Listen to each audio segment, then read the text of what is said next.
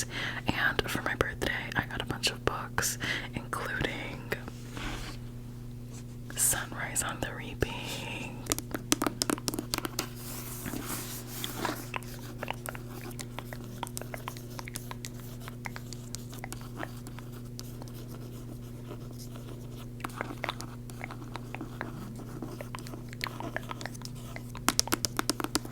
Sunrise on the Reaping, and if you don't know, this is a spin-off of the Hunger Games series, and this one is from Haymitch's point of view. Haymitch is Katniss and Peeta's mentor during the Hunger Games. So this is not just from his point of view, but also like his experience in the Hunger Games. Also, if you didn't know, there's another book called, I always call it The Song of Earth, Wind and Fire, but that's obviously not what it's called. It's a Ballad of Songbirds and Snakes. I think that's it. And the movie already came out for that one. So I did get that one too for my birthday, but I'm going to read this one first because this movie is coming out next year in November. So I want to make sure I read it before the movie comes out. And then I'll read the ballad one afterwards. Alright, so today we're going to be reading chapter 1 of Sunrise on the Reaping. I hope that we all enjoy this. This is my first time reading a book that I haven't read on here, so it should be interesting. Here we are, part 1, The Birthday.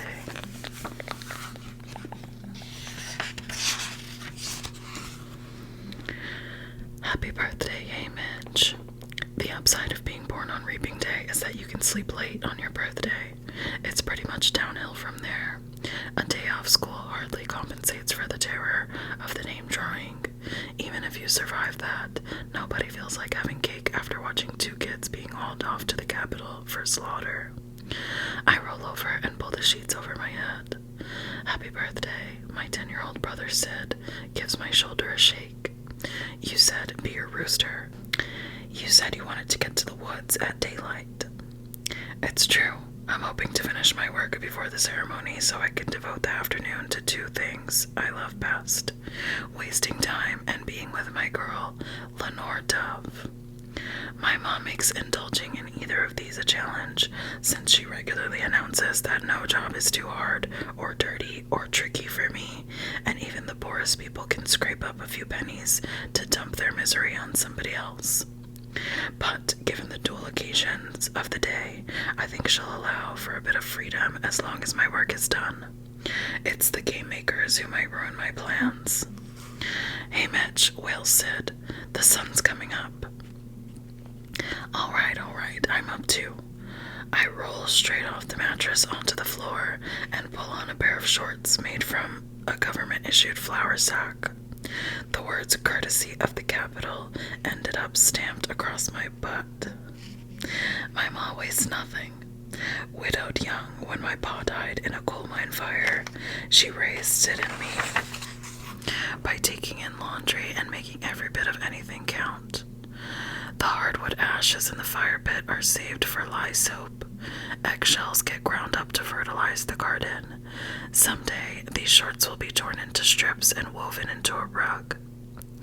I finish dressing and toss Sid back in his bed, where he burrows right down in the patchwork quilt.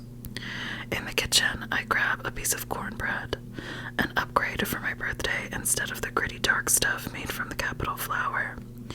Out back, my ma's already stirring a steaming kettle of clothes with a stick, her muscles straining as she flips a pair of miner's overalls. She's only 35, but life's sorrows have already cut lines into her face like they do. Ma catches sight of me in the doorway and wipes her brow. Happy 16th. Salt's on the stove. Thanks, Ma. I find a saucepan of stewed plums and scoop some on my bread before I head out.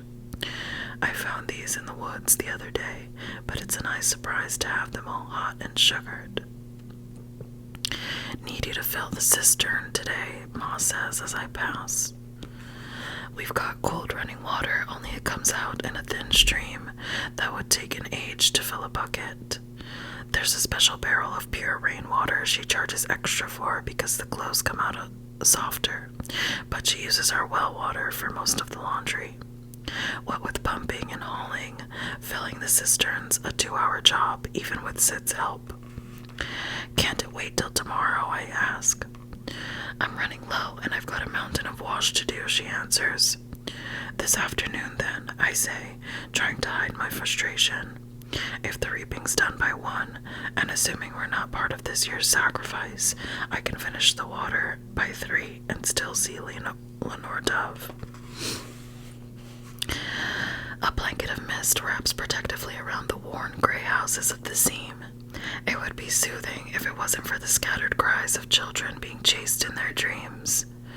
In the last few weeks, as the 50th Hunger Games has drawn closer, these sounds have become more frequent, much like the anxious thoughts I work hard to keep at bay. The second quarter quell. Twice as many kids. No point in worrying, I tell myself. There's nothing you can do about it. Like 2 Hunger Games in 1. No way to control the outcome of the reaping or what follows it. So don't feed the nightmares.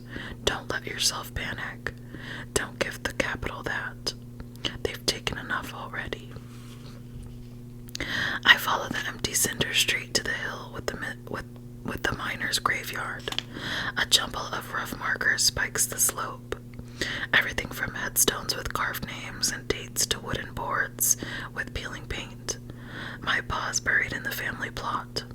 A patch of Abernathy's with 1 limestone marker doing for us all. After a quick check for witnesses, no one's there much, and certainly not at dawn. I crawl under the fence into the woods outside District 12 and begin the trek to the still. Brewing white liquor with Hattie Meany is dicey business, but it's a picnic compared to killing rats or cleaning outhouses. She expects me to work hard, but she works hard herself, and even though she'll never see 60 again, she can do more than a person half her age. There's a lot of grunt work involved, collecting firewood, hauling grain, taking in the full bottles, and toting back the empties to be refilled. That's where I come in. I'm Hattie's mule. I stop at what we call the depot, a bare patch of ground concealed by the drooping boughs of a willow tree where Hattie drops off supplies. 2 25-pound sacks of cracked corn await, and I swing one over each shoulder. It takes about half an hour to reach the still, where I find Hattie tending a pot of mash next to the remains of a small fire. She offers me her long-handled wooden spoon. Why don't you give this a stir? I drop the bags of corn under a lean-to, where we keep supplies, and raise the spoon in victory. Whoa, a promotion. Me being allowed to handle the mash is something new. Maybe Hattie's starting to train me to be a partner one day.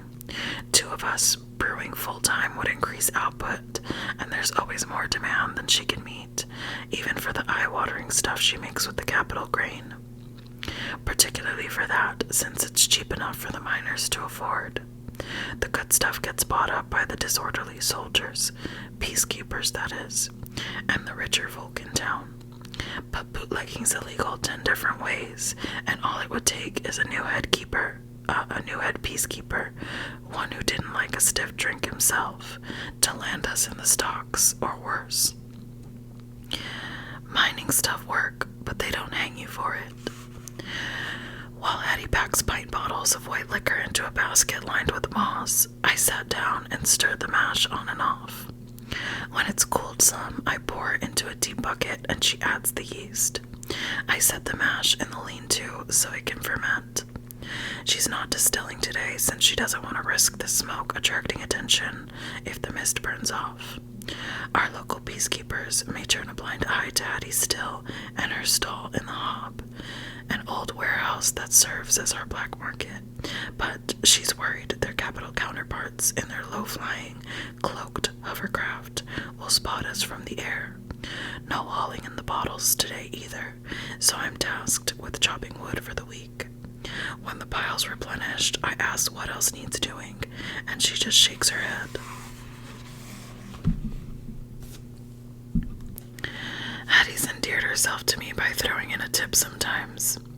Not with my wages, which she pays directly to my mother, but by slipping me a little something on the sly.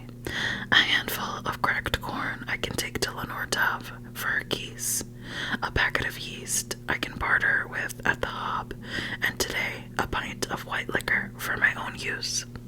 She gives me her broken tooth grin and says, "Happy birthday, hey Mitch. I figure if you're old enough to make it, you're old enough to drink it." I have to agree, and though I'm not a drinker myself, I'm glad to get the bottle. I can easily sell it or trade it or possibly pass it on to Lenore Dove's uncle, Clerk Carmine, so that he might have a kinder opinion of me. You'd think the son of her washerwoman would be harmless enough, but we Abernethys were known rebels back in the day, and apparently we still carry the scent of sedition, scary and seductive in equal parts. Rumors spread after my father's death. Rumors that the fire had not been an accident. Some say he died sabotaging the mine. Others that his crew was targeted by the capital bosses for being a pack of troublemakers. So it could be my kin's the problem. Not that Clerk Carmine has any love for the peacekeepers, but he's not one for yanking their chain either. Or maybe he's just like Or maybe he just doesn't like his knees running around with a bootlegger, even if the work is steady. Well, whatever the reason, he rarely gives me more than a terse nod, and he once told Lenore Dove that I was the kind that died young, which I don't think he meant as a recommendation. Hattie yelps as I impulsively give her a hug. "Oh, enough of that. You still sparking that covey, girl?" "I'm sure trying," I say, laughing. "Go bother her then. You're of no more use to me today." She dumps a scoop of cracked corn into my hand and shoos me away.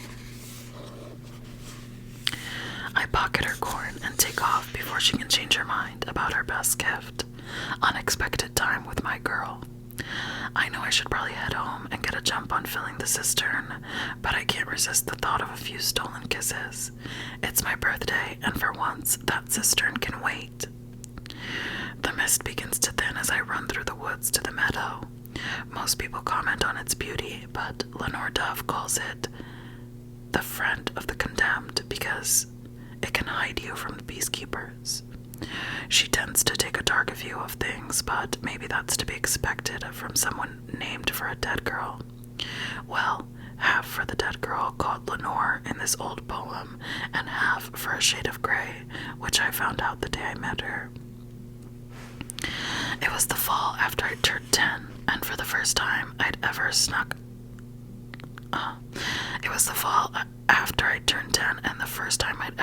under the fence that surrounds our district.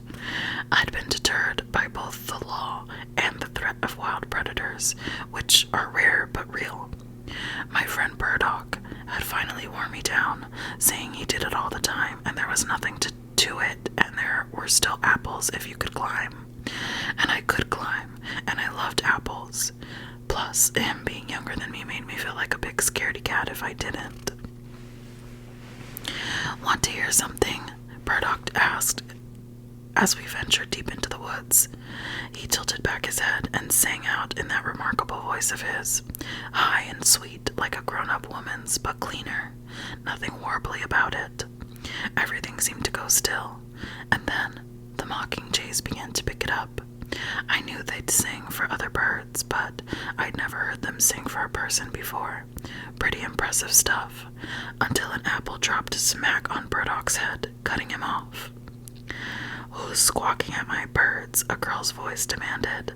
And there she was, about 20 feet up, sprawled out on the branch like she lived there. Crooked pigtails, dirty bare feet, munching on an apple, a small cloth-bound book in her hand. Burdock cocked his head and laughed. "Hey, cuz, you allowed out here alone? 'Cause I'm sure not." "Well, I didn't see you," she said. "Me you either.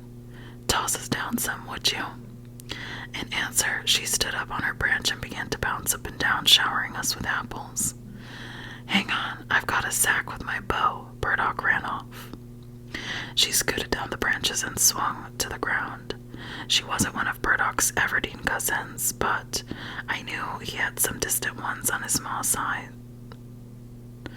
I'd seen her around at school, kind of shy, I thought, but I didn't know her to speak to. She didn't seem in a rush to change that, just stood there looking me over until I broke the silence. I'm Haymitch. I'm Lenore Dove. Dove like the bird. No, dove like the color. What color's that? Same as the bird. That started my head spinning, and I guess it's never quite stopped.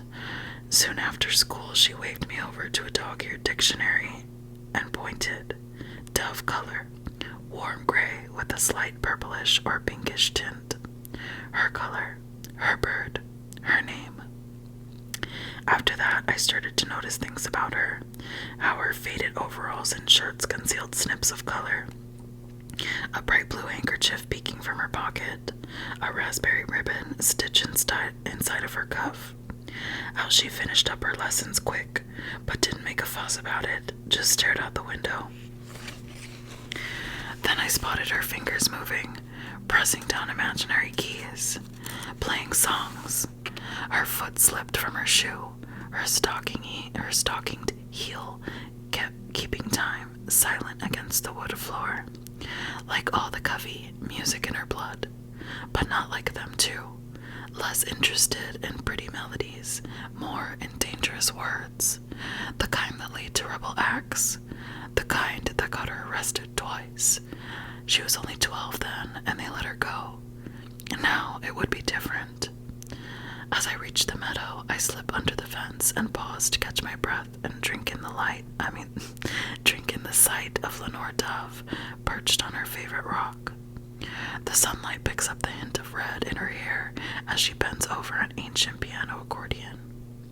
She coaxes a melody out of the old wheezy old thing, serenading a dozen geese grazing on the grass. Her voice is soft and as haunting as moonlight. They hang the man and flog the woman who steals the goose from the common. Yet let the greater villain loose that steals the common from the goose. It's a treat to hear her sing, since she never does it in public. None of the Covey do. Her uncles are really more musicians than singers, so they just play tunes and leave the singing to the audience if they're so inclined. Lenore Dove likes this better anyway. Says it makes her too nervous to sing in front of people. Her throat closes up. Clark Carmine and her other uncle, Tam Amber, have raised her since her ma died in childbirth. Seeing her pa's always been something of a mystery. They're not blood kin, her being a Baird, but the Covey look out for their own. They worked out a deal with the mayor, whose house boasts the only real piano in District 12. Lenore Dove can practice on it if she plays during an occasional dinner or gathering. Her in a faded green dress, an ivory ribbon tying her hair back, lips tinted orange. When her family performs around District 12 for money, she makes do with the instrument she's playing now, which she calls her tune box. The law demands that we atone when we take things we don't own, but leaves the lords and ladies fine who take things that are yours and mine. This is not a song her uncles let her play at the mayor's house, or even when she performs around District 12. There's the danger that some people might know the words and start a ruckus. Too rebellious. And I have to say, I agree with Clark Carmine and Tam Amber. Why go around asking for trouble? Plenty to be had without inviting it in. The poor and wretched don't escape. If they conspire the law to break, this must be so, but they endure those who conspire to make the law. I scan the meadow. It's secluded, but we all know there are eyes everywhere, and eyes generally come with a pair of ears. The law locks up the man or woman who steals the goose from off the common, and geese will still a common lack till they go and steal it back. Lenore Dove explained to me once that the common was land anyone could use. Sometimes the peacekeepers chase her and the geese off the meadow for no reason. She says that's just a teaspoon of trouble in a river of wrong. She worries me, and I'm an Abernathy. A few of these geese hissed to announce my arrival. Lenore Dove's was the first face they saw when they hatched, and they don't love anyone but her. But since I've got corn, they'll tolerate me today. I toss it a ways away to call off her bodyguards and lean in to kiss her. Then I kiss her again, and she kisses me right back. Happy birthday, she says when we come up for air. Didn't expect to see you until after. She means the reaping, but I don't want to talk about it.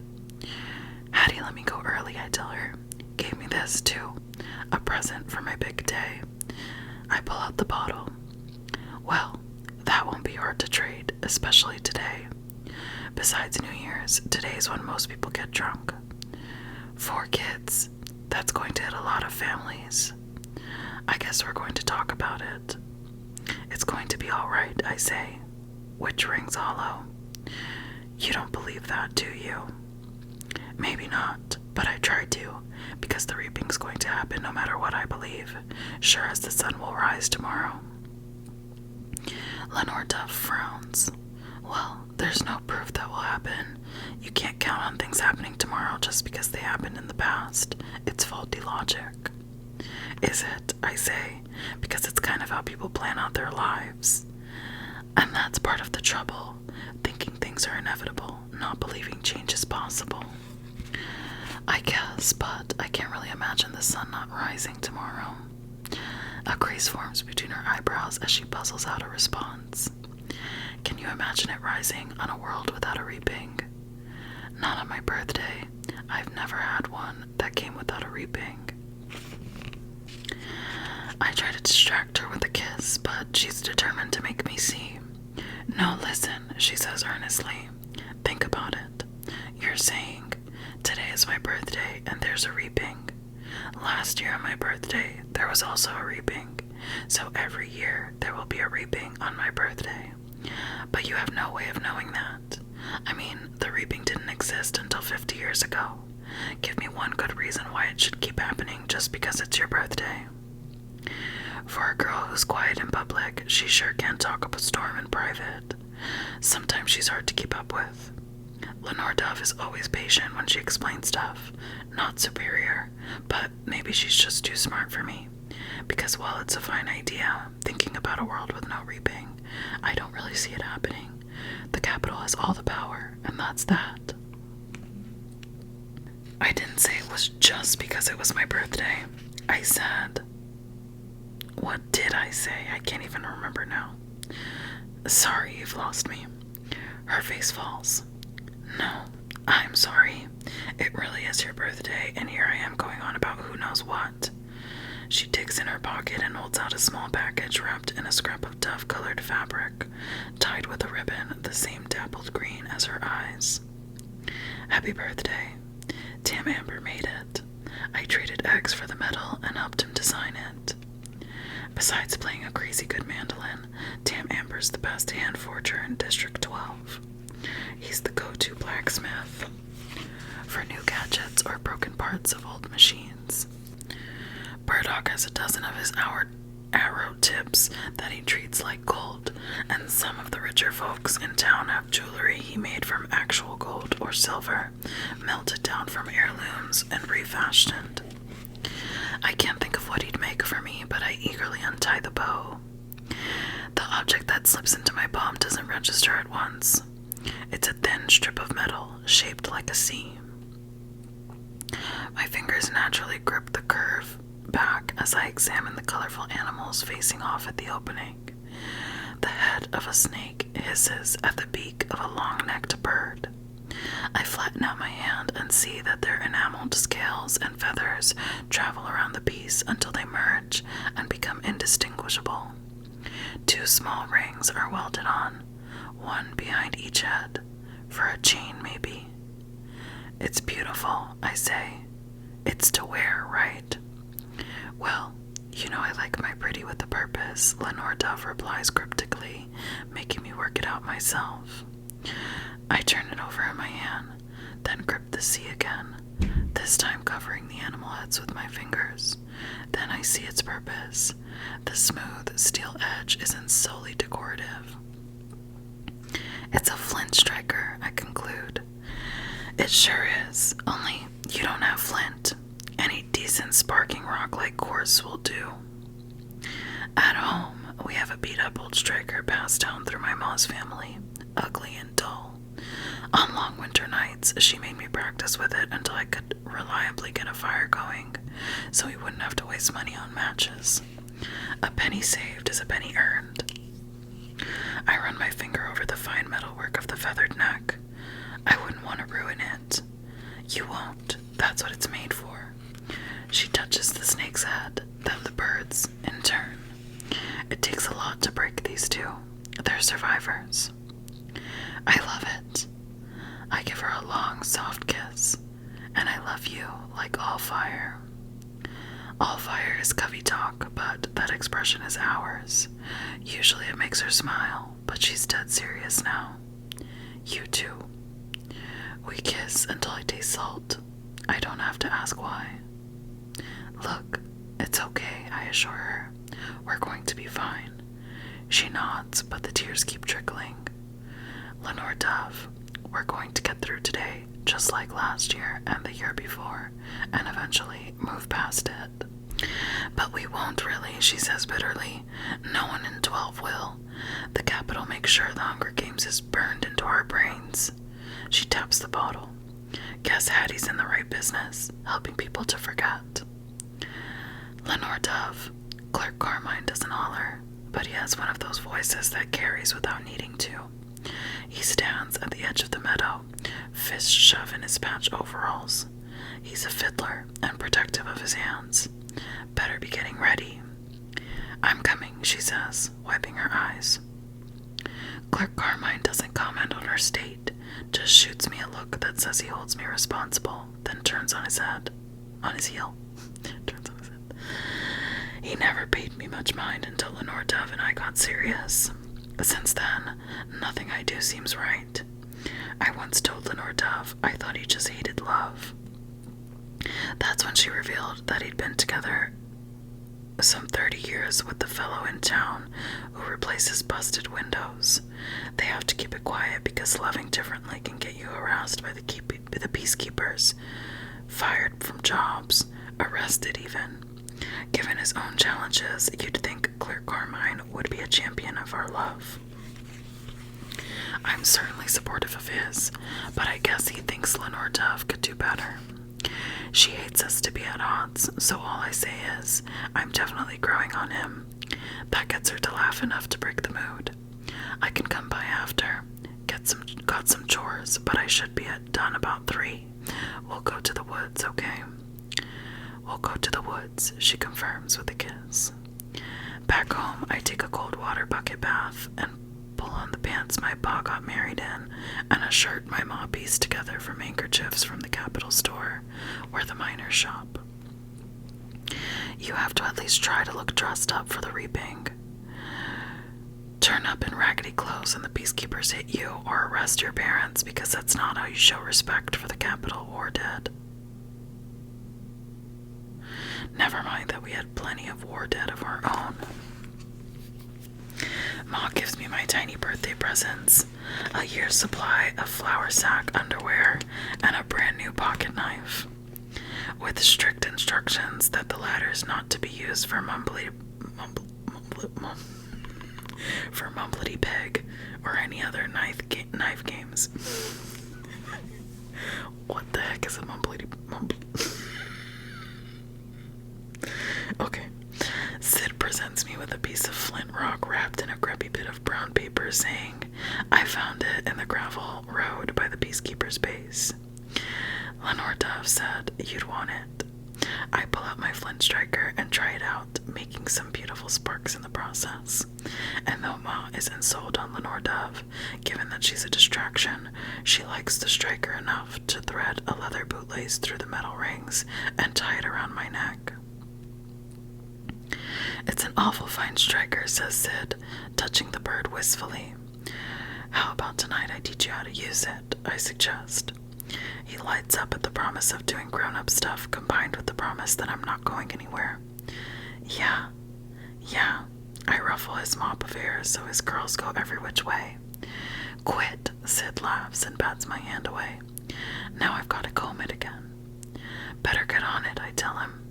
He runs off and I drop the striker down my collar, not ready to share it with the world. Not on reaping day.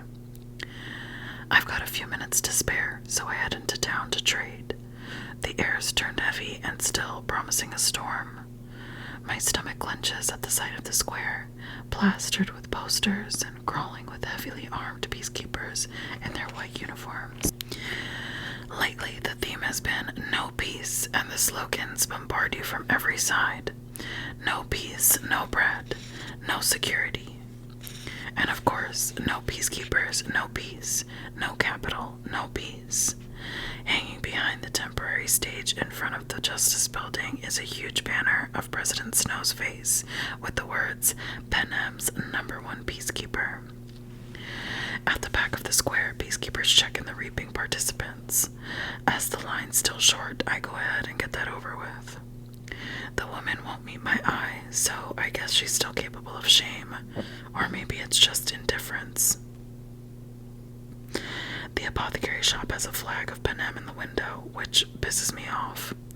Still, this is where I'll get the best deal on my white liquor. Inside, the sharp odor of chemicals makes my nose twitch. In contrast, a faint, sweet scent comes from a bunch of chamomile flowers resting in a jar, waiting to become tea and medicine. I know Burdock collected these in the woods. Of late, he's added wildcrafting to his game business. The place is deserted except for my classmate, Astrid March, who's arranging tiny bottles on a shelf behind the counter. A long blonde braid falls down her back, but the damp heat has brought out tendrils of her hair that frame her perfect face. Astrid's the town beauty, and rich by District 12 standards. I used to hold that against her, but she showed up one night in the seam alone to treat a neighbor woman who'd been whipped for back-talking a peacekeeper. She brought some ointment she'd concocted herself, then slipped away, never mentioning payment. Since then, she's who people turn to for help when a loved one goes under the lash. I guess Astrid has more substance than her pack of snooty town friends suggests. Besides, Murdoch's nuts about her, so I try to be nice even though he's got as much chance with her as a mockingjay with a swan. Town girls don't marry seam boys, not unless something really goes haywire. Hey, you got any use for this? I place the white liquor on the counter, for cough syrup or some such. I'm sure I can find one. Astrid gives me a fair price and throws in a sprig of chamomile. For today. They say it's good luck. I slide the stem into a buttonhole. Who says? Burdock. She blushes a bit, and I wonder if I'm wrong about his chances. Maybe it was him. I can't recall. Well, we could all use a little luck today. I glance at the flag in the window. Astrid drops her voice. We didn't want it there. The peacekeepers insisted. Or they'd what? Arrest the Marches, bust up their shop, close them down for good. I feel bad I judged them earlier. No choice then. I nod to the chamomile. You wear some too, okay? She gives me a sad smile and nods. I go next door to the Donner's sweet shop and buy a little white paper bag of multicolored gumdrops, Lenore Dove's favorite, for us to share later. She calls them rainbow gumdrops and swears she can tell the flavors apart, although they all taste exactly the same. Marilee Donner, who's in my class, waits on me in a crisp pink dress and matching ribbons in her sandy hair. No one's going to arrest the Donners for looking shabby. Fortunately, Astrid paid me in cash because the Donners won't take scrip, which is what the capital pays the miners with. It's technically only good in the Capitol store, but a lot of the merchants in town take it, and my ma gets plenty of it in the laundry business. When I step outside, I smile for a second at the Donner's pretty candy label, thinking of meeting Lenore Dove in the woods. Then I see that it's time. The giant screens flanking the stage have lit up with the waving flag in honor of the Hunger Games. 50-some years ago, the districts rose up against our capital's oppression, kicking off a bloody civil war in Pan Am. We lost, and in punishment, every July 4th, each of the districts routinely has to send 2 tributes, 1 girl and 1 boy, between the ages of 12 and 18, to fight to the death in an arena. The last kid standing gets crowned as the victor. The reaping is where they draw our names for the Hunger Games. 2 pens, 1 for the girls and 1 for the boys, have been clearly marked out with orange ropes. Traditionally, the 12-year-olds gather in front of the kids. Traditionally, the 12-year-olds gather in front, and the kids get older until you reach the 18-year-olds in the back. Attendance for the entire population is mandatory, but I know my mom will keep Sid at home until the last possible minute, so I don't bother looking for them. Since Lenore Dove's nowhere to be seen, I head to the section designated for 14 to 16-year-old boys, thinking about my odds. Today, I have 20 slips of paper with my name in the reaping. Every kid automatically gets 1 each year, but I have an additional 3 because I always take on 3 tessera to feed myself and my family members. A tessera gets you a ration of tinned oil and a sack of flour marked courtesy of the Capitol for 1 person, collectible each month at the Justice Building. In exchange, you have to put your name in the reaping an extra time for each tessera that year. Those entries stick with you and add up. 4 slips a year times 5 years, that's how many I have, 20. But to make things worse, since this year's the 2nd quarter quell, marking the 50th anniversary of the Hunger Games, each district has to send twice the usual number of kids. I figure for me, it's like having 40 slips on a regular year, and I don't like those odds. The crowd thickens, but I can only see one of the 12-year-olds up front trying to hide that he's crying. In 2 years, Sid will be there. I wonder whether it'll be me or Ma who sits him down beforehand and explains about his role in the reaping, how he has to look nice and keep his mouth shut and not cause any trouble. Even if the unthinkable happens and his name gets drawn, he's got to suck it up, put on the bravest face he can muster, and climb onto that stage because resistance is not an option. The peacekeepers will drag him up there, kicking and screaming if they have to, so he should try to go with some dignity. And always remember, whatever happens, his family will love him and be proud of him forever. And if Sid should ask, "But why do I have to do this?" we can only say, because this is the way things are. Lenore Dove would hate that last bit, but it's the truth. Happy birthday. Someone bumps my shoulder, and there's Burdock in a frayed suit, and our friend Blair, who's inherited a dress shirt 3 sizes too big from his older brother. Blair smacks a bag of roasted peanuts from the Capitol store against my chest. And may all your wishes come true. Thanks. I pocket the nuts and my gumdrops. You 2 didn't have to dress up for me. Well, we wanted your day to be special, says Blair. What kind of idiot gets born on reaping day anyway? The kind that likes a challenge, says Burdock with appreciation. Just playing the hand I was dealt. But you know what they say. Unlucky at cards, lucky in love. I arrange my chamomile. Hey, look what your girlfriend gave me, Birdie. Our attention shifts to the girls' pen, where Astrid stands talking with Mary Lee and her identical twin sister, Maisie Lee, who's the most stuck-up girl in town. Her friends know about you, Everdeen, asked Blair. Nothing to know, says Burdock with a grin. Well, not yet, anyway. The sound system crackles to life, sobering us up, but then I see Lenore Dove sidestep a peacekeeper and squeeze into the pen. She's looking fine in a ruffly apple dress she sometimes performs in, her hair pulled up with metal combs Tam Amber made her, fine and grim. A recording of the anthem blares over the square, rattling my teeth. Gem of Panem, mighty city. We're supposed to sing along, but instead we mumble whatever. Just keep our lips moving at the right time.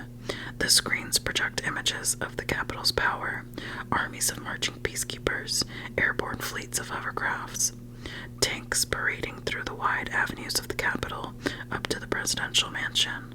Everything is clean and expensive and deadly. When the anthem ends, Mayor Allister takes the podium and reads the Treaty of Treason, which is basically the surrender terms for the war. Most of the people in District 12 weren't even alive then, but we're sure here to pay the price. The mayor tries for a neutral tone, but her voice leaks disapproval in a way that guarantees she'll be replaced soon. The decent mayors always are. Next, fresh from the capital, comes Drusilla Sickle, a plastic-faced woman who escorts our tributes to the Hunger Games each year.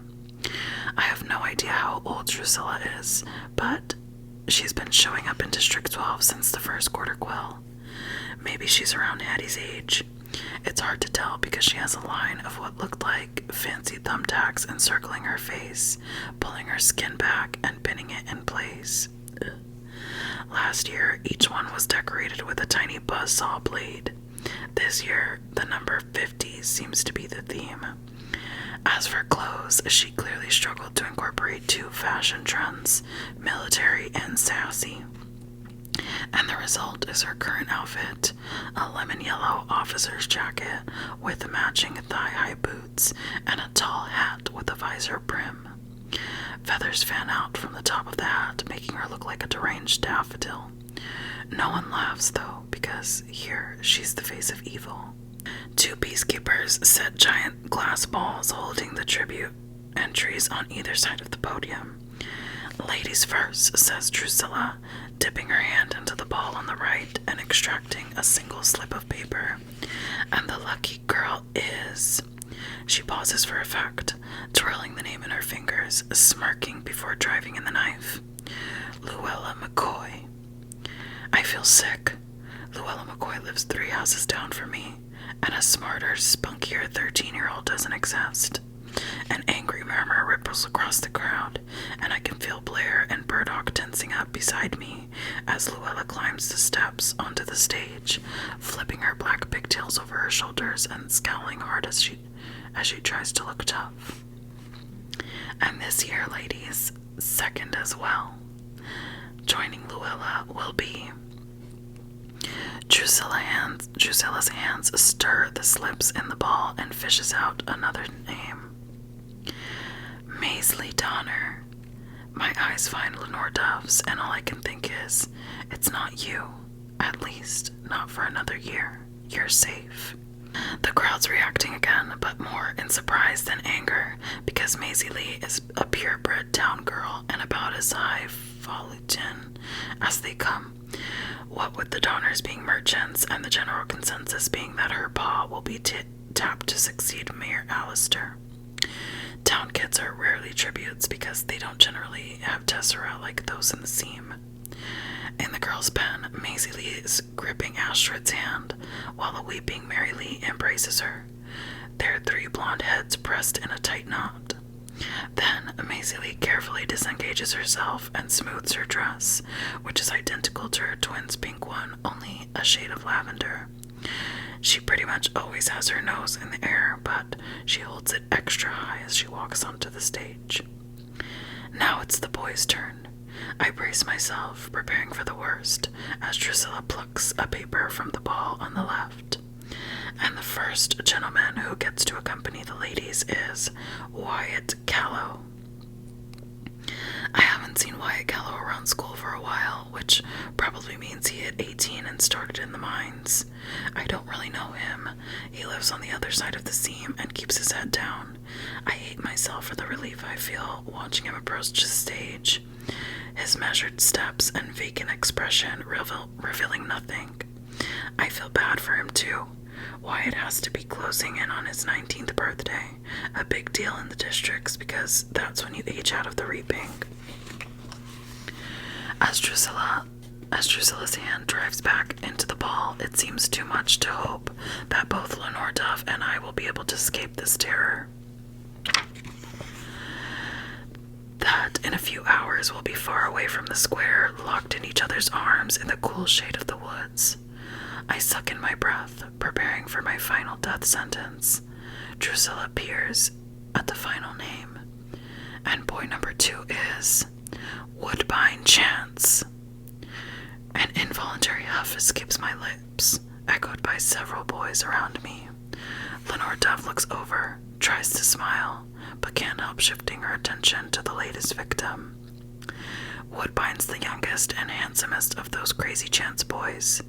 They all get so wild when they drink that Hattie won't sell them white liquor for fear it will bring down the peacekeepers, so they have to buy it from old Bascom Pie, who has no scruples and sells rot gut to anyone with enough coin.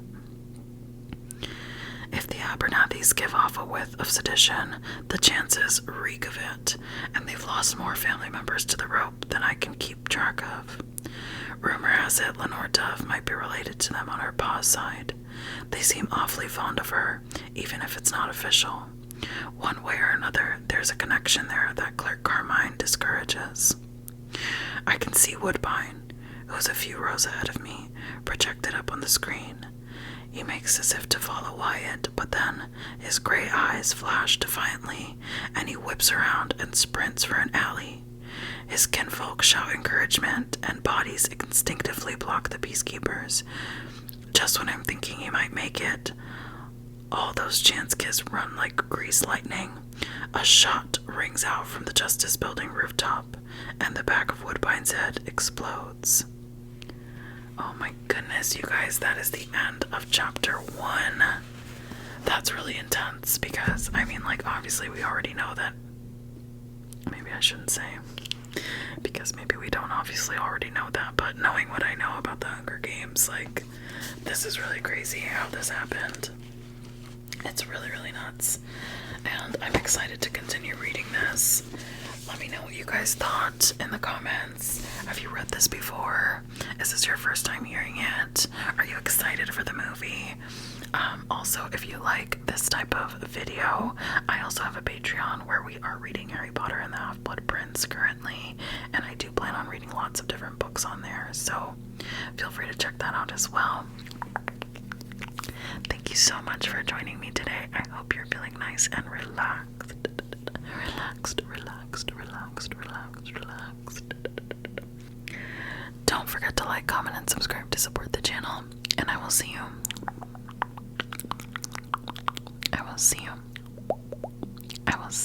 in my next